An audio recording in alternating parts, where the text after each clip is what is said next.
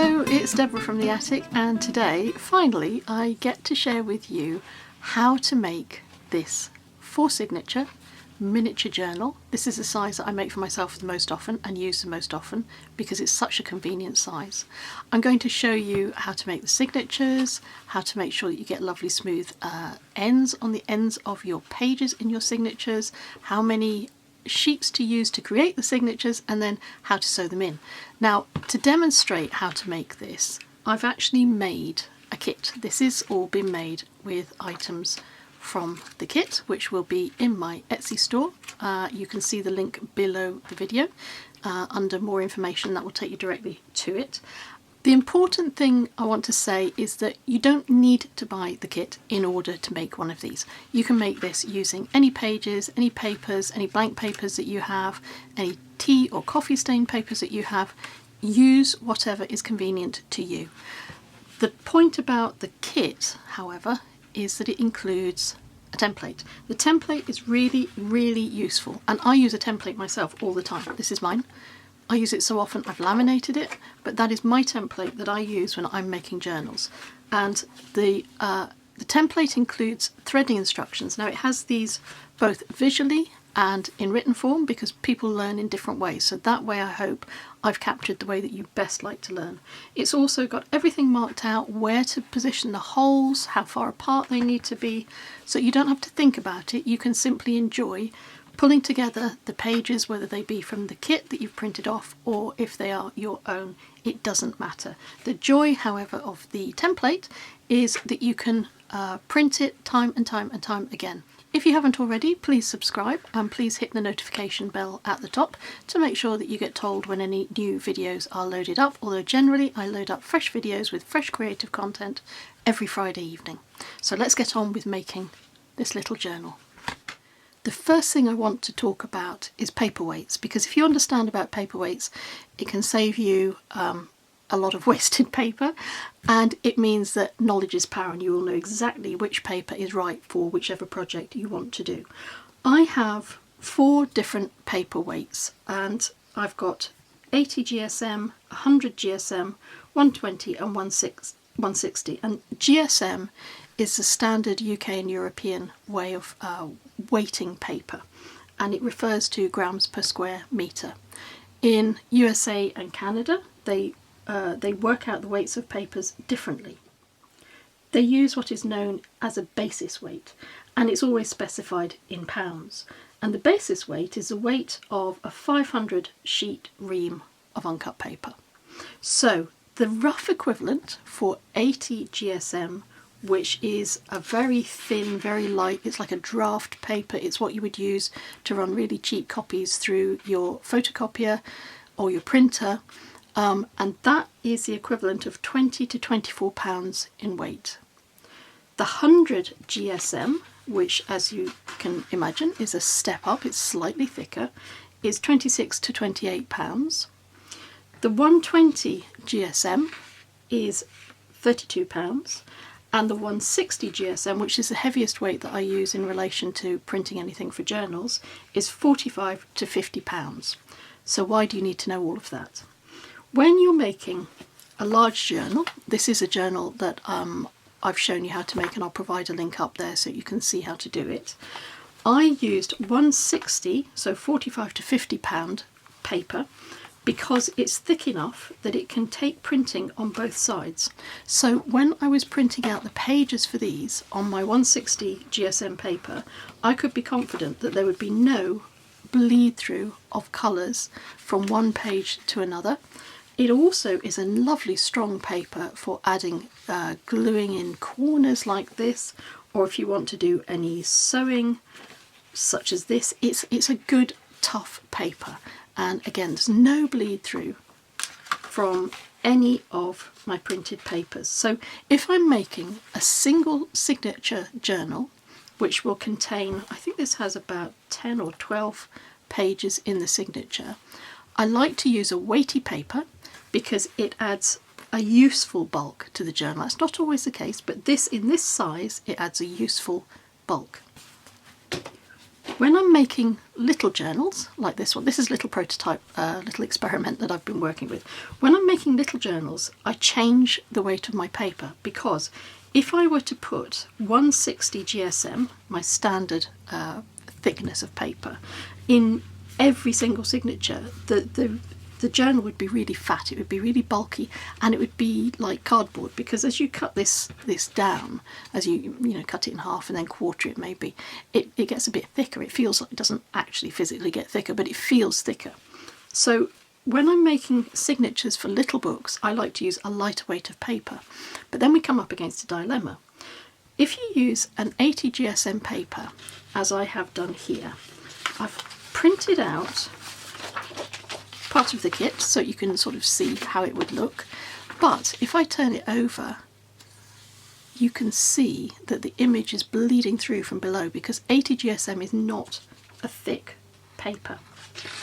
I then tried it, because I wanted to do the experiment so you wouldn't have to, I then tried it on 100 GSM. Now that's much better, but there's still a tiny little bit of hint of what's below on that paper. I don't want any hint. So those two were rejected, and the one that I've gone with is 120. Let me just show you that in comparison to the 100 again.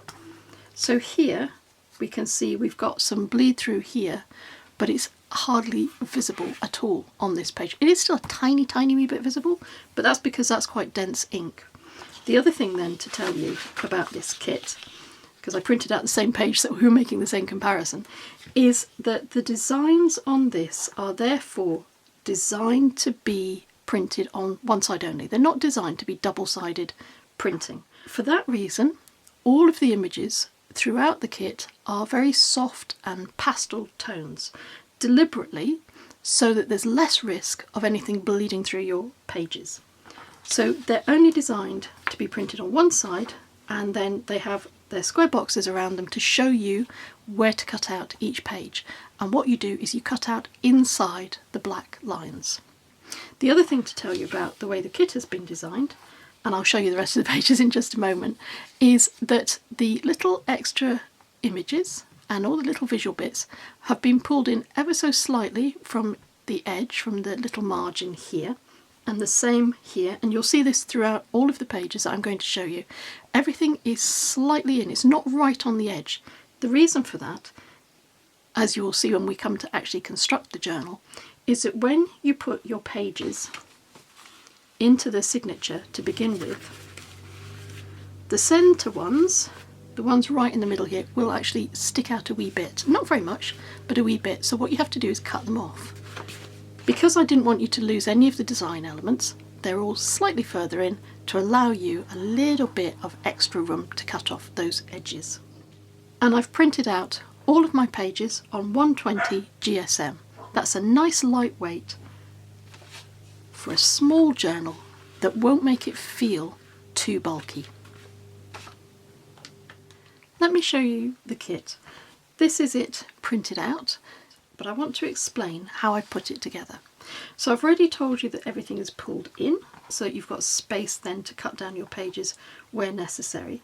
And what I've done is I've put 2 pages on each sheet. So the theme of all of these papers and all of these pages is about writing and journaling, and so there are lots of books and lots of words behind the books, and on some pages I've added some sort of ledger paper in the background, and there are lots of flowers as well to soften it. The colours are all soft pastel colours, and that again is to make sure that you can print these out on single-sided sheets and it won't bleed through. So whatever you want to write on the reverse will not be compromised. There are lots of pages of open books, and there's a bell jar with a plant in it, and really nice restful things such as a mug of hot chocolate, that are the sorts of things that when I'm writing or when I'm journaling or when I'm making any notes or anything like that, it's just nice to spoil yourself a bit and create a nice workspace with a nice hot drink or a cup of tea or something like that while you get your thoughts on paper. On some of the other sheets I've created like newsprint effects behind the images as well. It's very small, you won't be able to see it on the camera, I don't think, but when we're working closer up on the journal you'll see it. There are 9 of these sheets altogether, which means that you have 18 different little sheets, which is quite a lot, and you don't need to cut out a sheet for every single, not every single sheet that you use has to be cut from this. You can intersperse it with plain pages or with tea stain papers if you have them. There are also 4 sheets of sort of blank pages, but these are not blank pages, they've got something on them. So for example, this has got a library lending card underneath it. This has got a nice newsprint in grey. It's enough to give your page a different look, but it won't stop you writing over the top of this. It doesn't interfere with your own writing. These pages are backed with 18th century French manuscript style writing. And then there are some plain lined ones in colours that again are nice and pastel. They don't bleed through at all if you're printing on 120 GSM, and the colours match the rest of the shades in the kit. This is probably the most useful page in the whole kit because it has the template, and you'll know from previous videos where I've shown you how to do single signature work using a template as well. I find these invaluable because I'm not somebody that likes to measure something all the time. If you're going to make something the same size, have a template. Lazy crafter. There are these rather beautiful little lozenges with writing and some of the images from the other pages on the rest of the kit. I've included 2 envelopes. There's a couple of reasons for doing this. One, it's a fun thing to have in your mini journal. It's something I like to have in my mini journals. And the other reason is that I've got cards that will fit inside the envelope. If you'd like to send a card to a journaling friend or somebody that likes writing or somebody that likes books, this card will fit in this envelope. The envelope is quite small. It's too small to go through the post, so you need to put the envelope in a bigger envelope to send it through the mail. But the card will fit in there, and they've been deliberately designed to do so. The other thing that I've deliberately included are these little circles with some nice images, again taken from other areas of the kit, and these will be used to seal your envelope. So it's kind of like having a wax seal, but instead of it being a wax seal, you can just pop these out, cut them out, or use a hole punch to pop them out, and then use them to glue your envelope closed. And I'll show you how to do that as well. Finally, because this is a kit about writing, these are other things that will also fit inside the envelopes if you want to send a card that has a little message on it. And these are some nice quotes. These are some of my favourite writing quotes, and there are some in there that are thoughtful, some that are a bit funny, some to make you think, but they're all along the theme of writing, taken from some famous writers. And then there are some little ticket details as well. I've cut out all of the pieces and I've got some lovely piles. That's not an admission I thought I would make. Okay, so I've got everything ready. I've got the pages and I've got the little cards as well, and some of the cards with the words on them. And I wanted to show you a couple of tricks for quickly cutting things out. So for example, this is a little row of tickets. You could leave them on the strip, but if you wanted to cut out these little half moons here, that can be a wee bit awkward. So the way that I do it is I just fold them over. Each ticket has got a little line, so you can see where one ticket ends and the other starts. And by cutting it out and just getting your scissors and gently curving them around, it's a much easier way to cut out those half circles. And then when you open your tickets out, they look as if they are proper tickets. So that's the tickets. The other thing that I wanted to show you are these circles. I use these to close envelopes. So I've got an envelope that I've cut out. I haven't stuck it down yet, but I would use these as a closure, almost like a seal. I have 2 punches that I use. This one is 1 1/8 of an inch, and this one is 3/4 of an inch. The size of the holes in the kit is 1 inch, and you can either cut around the lines on the outside, or you can use a punch. And because I have a punch that is slightly larger, I can get a white border around it if I line it up properly. So you might want something that has a white border to make it easier to show up on your envelope, or you might decide you only want the centre of one of these tiny little patterns. These have all been reduced so that they will fit nicely inside the circle. And you can choose, you can see, you can go around, you can choose maybe to have the bottom of it, or you can have the flowers on the top on this particular one, and just pop it out, and again that's ready to use and stick down. Or alternatively, of course, you just get your scissors and you cut around the outside. There are 2 lines on the outside. For the envelope, I just want to quickly show you a nice way to fold these. Once it's all cut out, and you've cut away the little side bits as well in each of those corners, keep it towards you and then fold on the shadow. I haven't put harsh lines on these because I want you to be able to add ink around the outside edges if you want to. So keep it facing towards you, fold the flap, and then you will know exactly where to put your fold.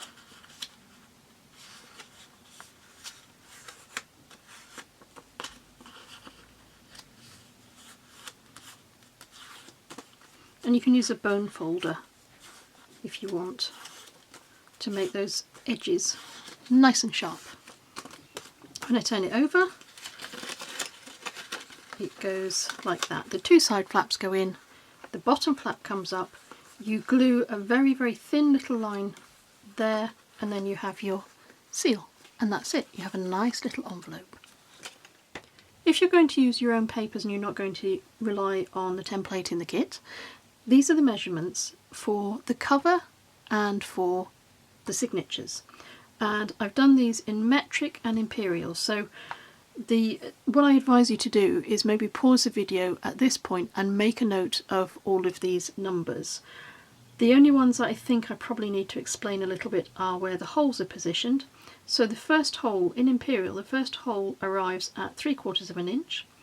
The bottom hole is placed at 4/8 of an inch, and then the 2 centre holes are at 1 each intervals. So this is an inch, this is an inch, and this is an inch.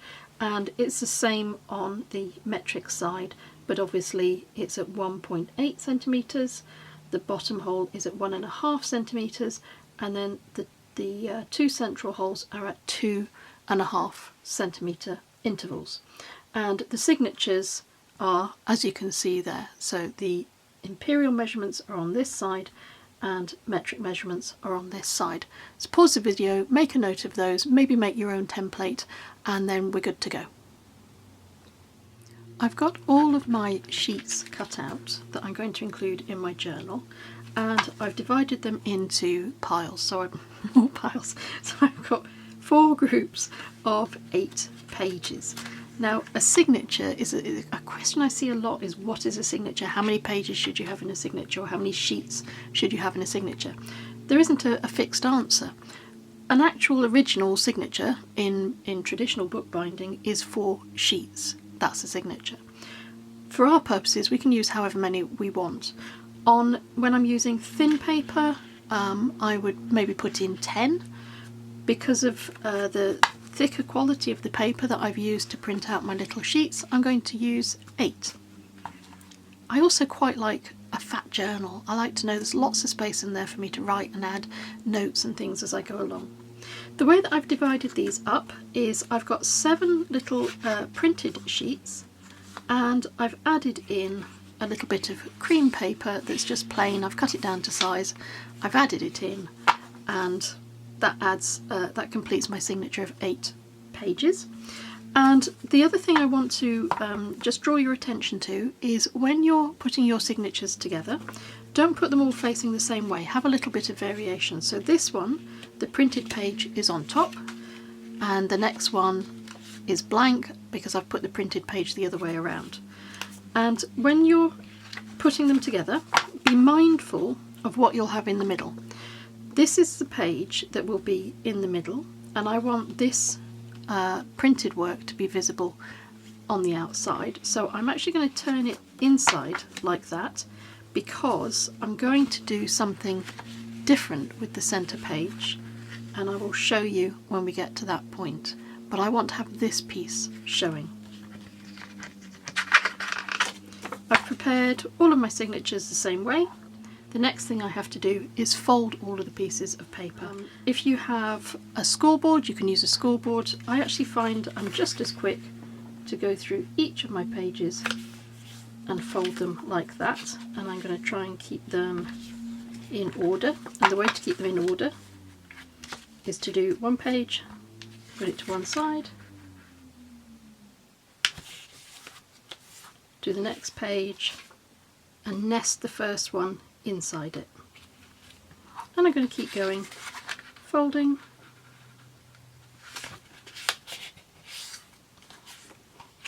and nesting. It's only at this stage, when I've folded in all of my pages, that I'll get my bone folder and I'll just add some pressure along there to get the tightest possible signature. You'll notice when you do it that you have a little bit of overhang, so this is because that central page isn't going to be as snug as the outer page. It's going to push forward, and they all do the same, and so you end up with this layer of sticky out pages. So I'm going to show you what to do about those. I've got a cutting mat, I've got a steel ruler, and for cutting I use a scalpel blade. This is just a scalpel that I got on Amazon. And to make life a little bit easier for me, I have some little clips, and they make my life a little bit easier because they will hold my pages in place like that while I neaten those edges. So I'm going to line my ruler up with the innermost page, which will be the outside page. Make sure it's all straight, and then I'll get my blade and I'll just draw my blade through the layers of paper.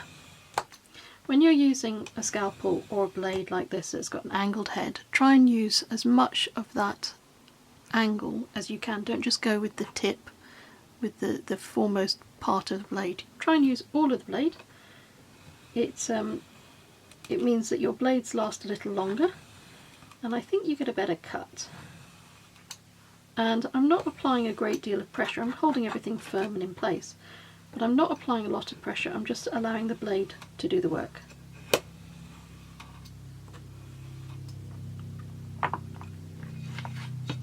And then when I take my ruler away, got a tiny little scraggy bit there, just pull that off. But that should give you a nice straight edge with all of your pages beautifully lined up. I'm going to do the rest of my signatures as well. I've cut down all of my signatures now, and I'm going to use my clip again to hold all my pages from the inside top. You don't have to do this, you don't need to use the clip at all. It just makes your life a little bit easier if you have something like this to act as a third hand.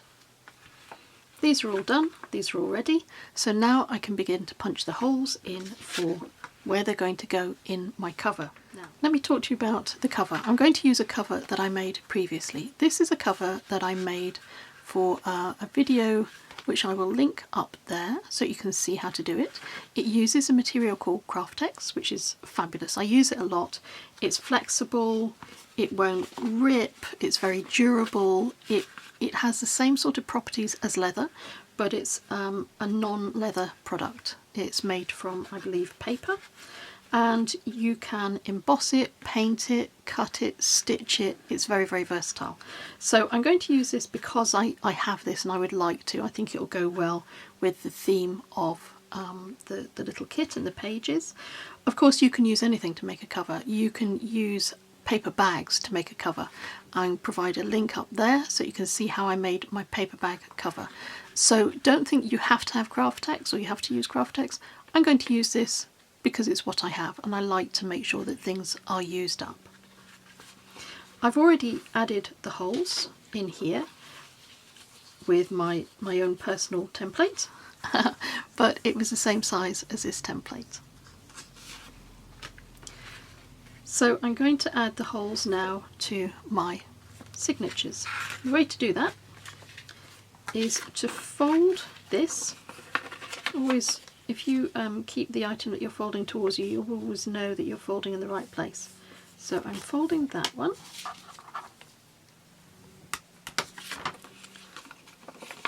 And I'm going to put some little holes in there using a pokey tool. There are other ways that you can add holes. I'm going to show you actually what I bought for myself, what I use. I got it as a birthday present for myself maybe a year and a half ago, and it's fabulous. But before I got it, I did all of my journals with a pokey tool, so don't think you have to have a clever gizmo. Fold this on the inside like that, and then put it into your page like that, right in the centre. There's a little bit of overhang at the top, which you want because you don't want your pages to go right to the edge of your cover. So just make sure you have a tiny little overlap, the same on either side. Then get your pokey tool again and poke all the way through your 8 sheets.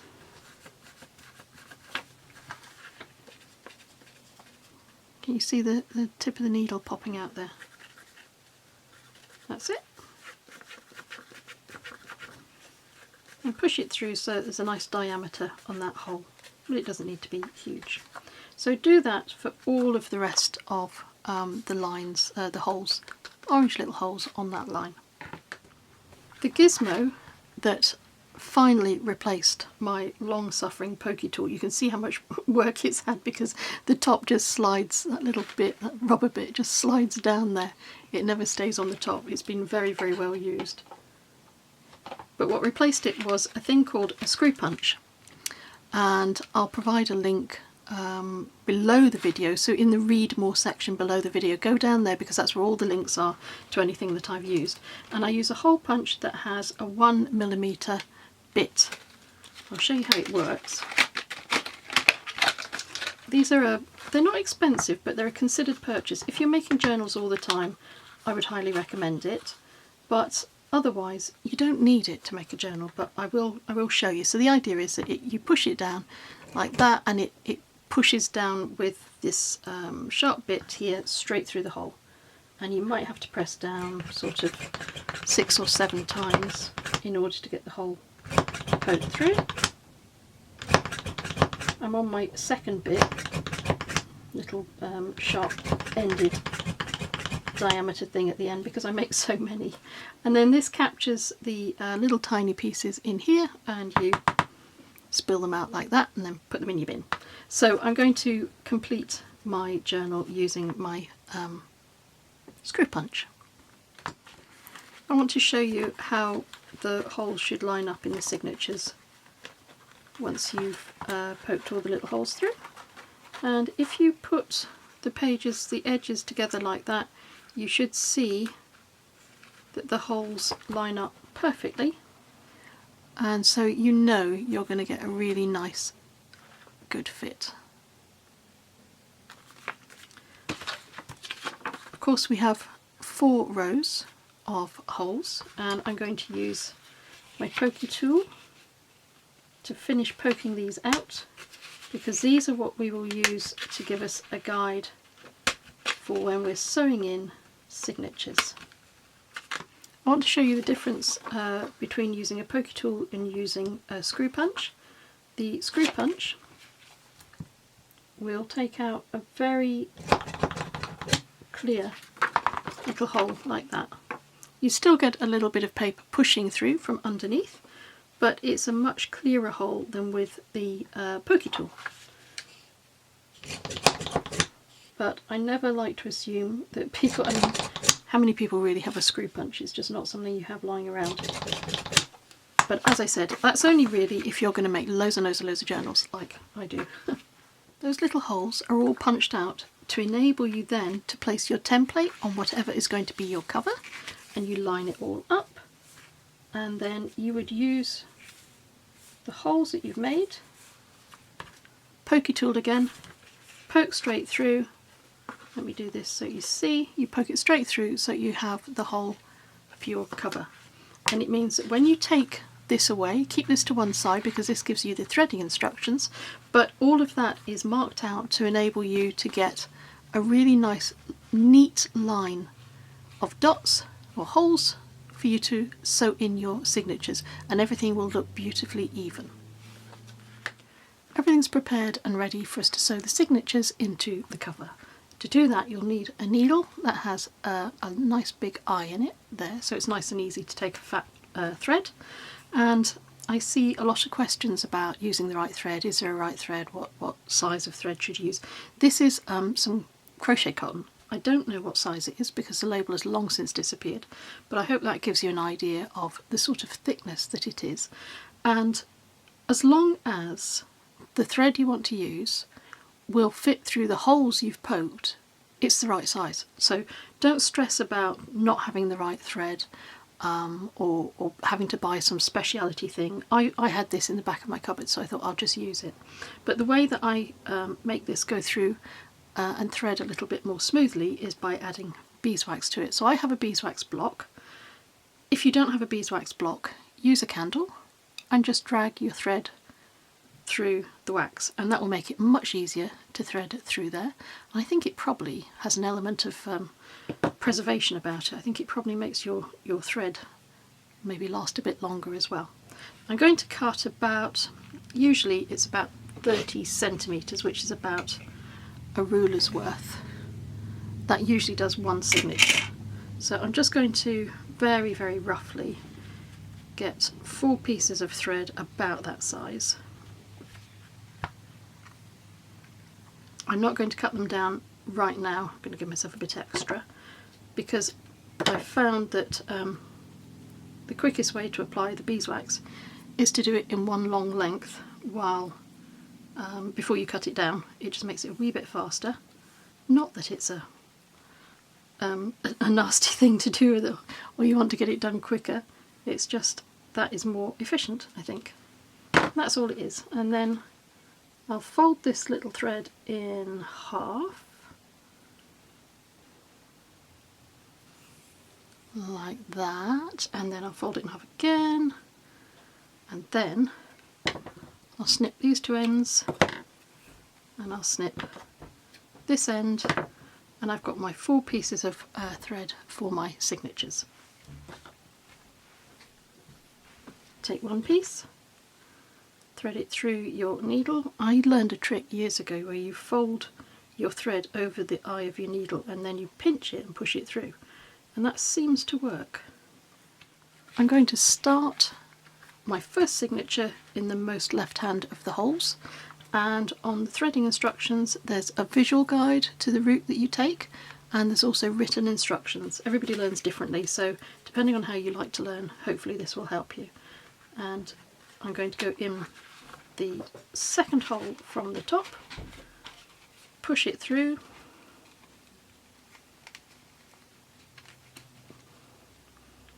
and then because I often lose my thread, I forget and I pull it, I'm going to use another little clip to hold my thread in place, and then I won't lose it. And then you come back in the top hole,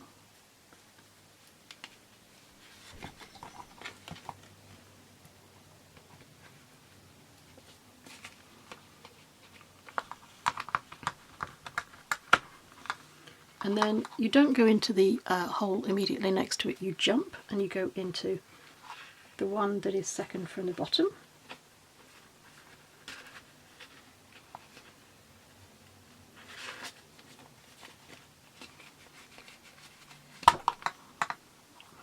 You go back in the one at the bottom, bring that to the inside.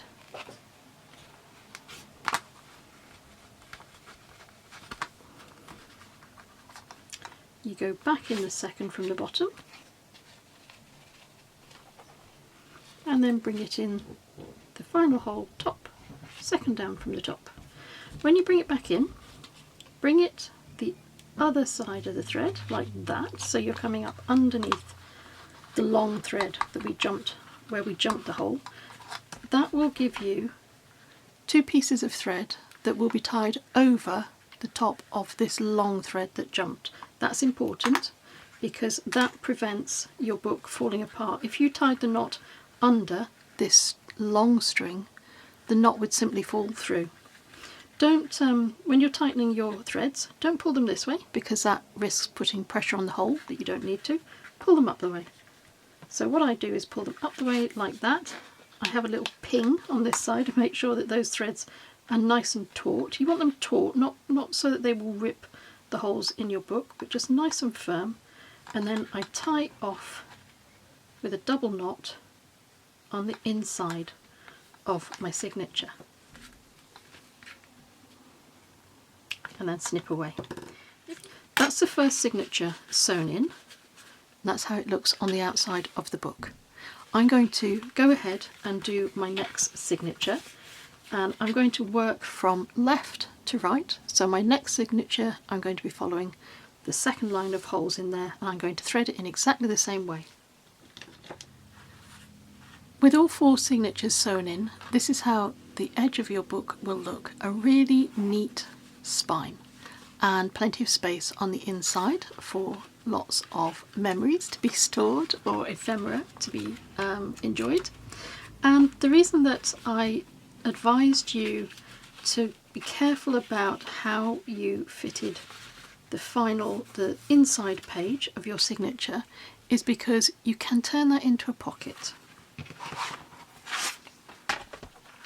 It's a neat way of hiding the knots in your signature. All you need to do is add some glue down this line here. I have a piece of scrap paper that I'm going to use to make sure that the glue doesn't leak onto the page underneath. I've got Cosmic Shimmer glue, although any glue will do as long as it's not too wet, and as long as it's one that gives you a good closure, because you don't want a glue that's too wet because that will make your pages look a bit wrinkly, and we don't want wrinkles. And then just glue the 2 pages together. If you want to add a little bit of extra detail to this pocket, so that will help you find it again when you're flipping through your book, take a 3/4 inch or a 1/2 inch punch and find the centre point and just clip away a little half moon.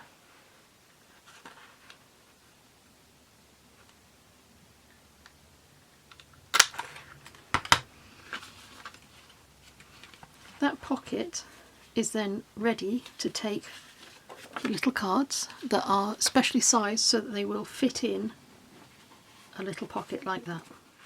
And that pocket will take 2 or 3 cards. You don't just have to have one. I'm going to add some more ephemera into this book using everything that I cut out earlier, and I'll show you when I'm finished. I've added in all my little printed ephemera, and I'm going to do a quick flip through and show you how you can use some of those pieces. The first is here, and it's very obvious. You can take one of the little cards and you can just glue down one edge so you have a tuck spot, and you could take one of the smaller little lozenges and you could just tuck it in there with maybe a little secret note on it. I'm going to take this out because I might use that to show you other little spaces you can use.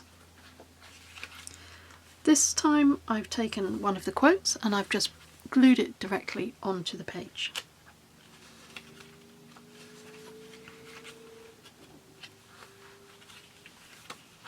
Here I've added one of the little cards and it just sits nicely in there, and that's where that half moon is so useful, because without the half moon you could easily just flip through and not realise there was a little note in there.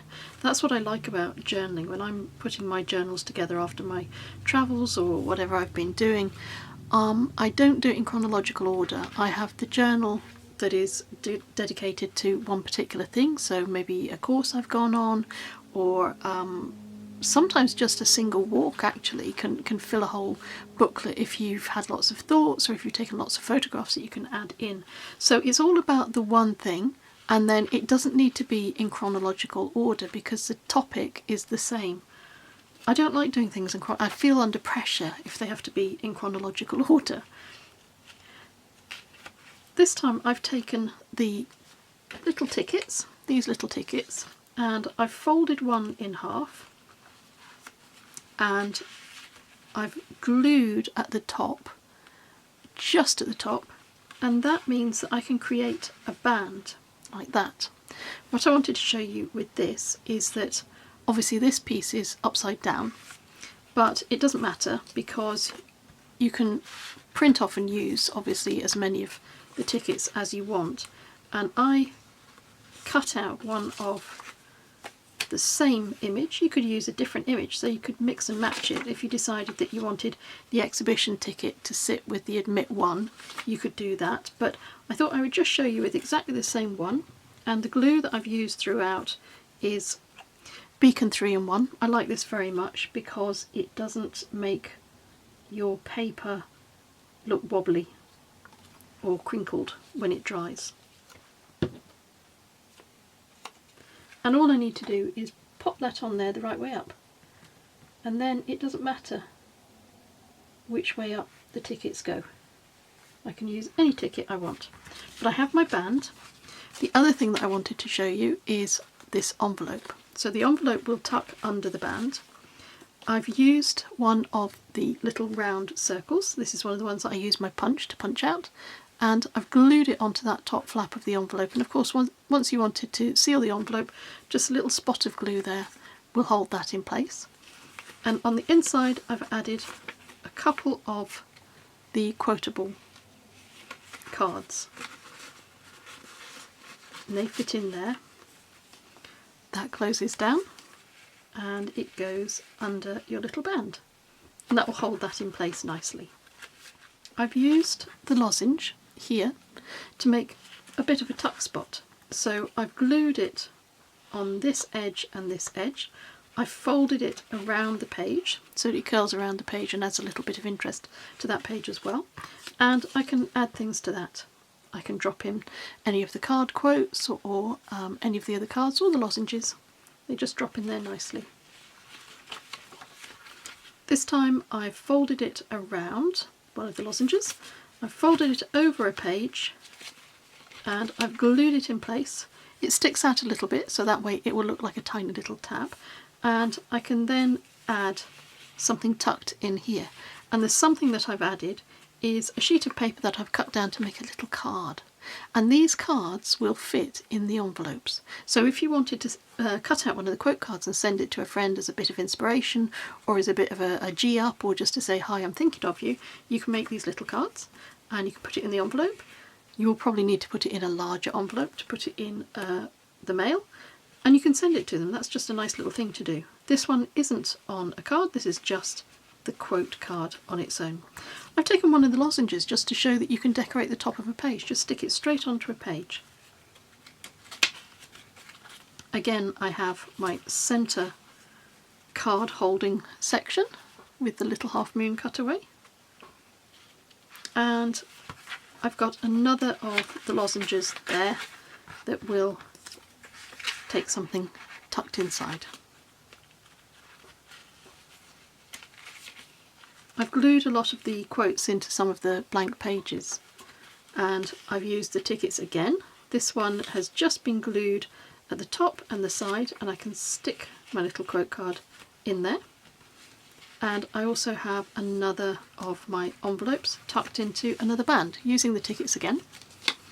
I've got my circle to close it, and I've shown you here how I've made a little card and how that would work just slipped into one of the envelopes. And I love the writing theme of this because these are quotes that have been deliberately chosen to be uplifting or funny or encouraging without being too, I don't know, worthy, I suppose. I've glued in a lot of these journal cards. Of course you could use them to write on the reverse of and then just tuck them into your book. When your book is a bit fatter, things tuck much more readily. Here's the next of my little centre pockets. I've used one of the circles just to stick in the top of this page for some added interest on that page. The other thing that I like about this is I was putting it together, and I had this in mind when I was designing it, but I know sometimes if you've got a blank page like this, that can look a bit intimidating when you want to start writing on it. If you have a page like this and it's already got something on there, it's much easier just to write and write around it. You can even write across the top of these images. They are, as I said, pastel coloured deliberately. Here's another of the quotes just stuck into position. I've added another of my little lozenges here, and the smaller cutout that I did using the smaller round punch, I've just added as a little bit of detail on the top of that lozenge. I have my final centre pocket in here with one of the quote pages in it.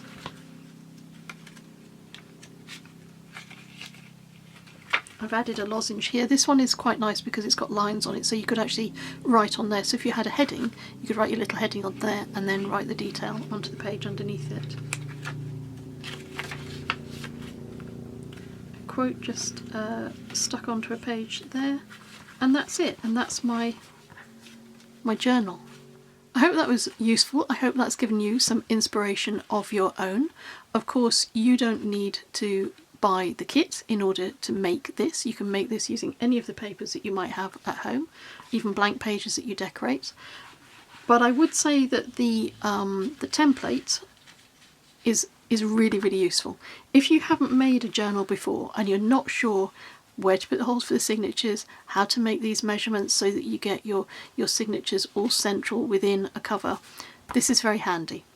Also handy are the links to the videos that I provided earlier on, the links that pop up in the top of the screen there. And if you have any questions or any comments, please leave them below the video in the comments section.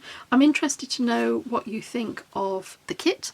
If this is the type of size that you would like me to design more kits for, do let me know, and I will. I've already got several ideas.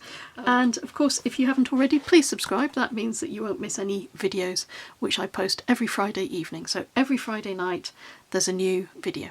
I hope you'll have a go at making your own journals, and until we meet again, stay safe and take care.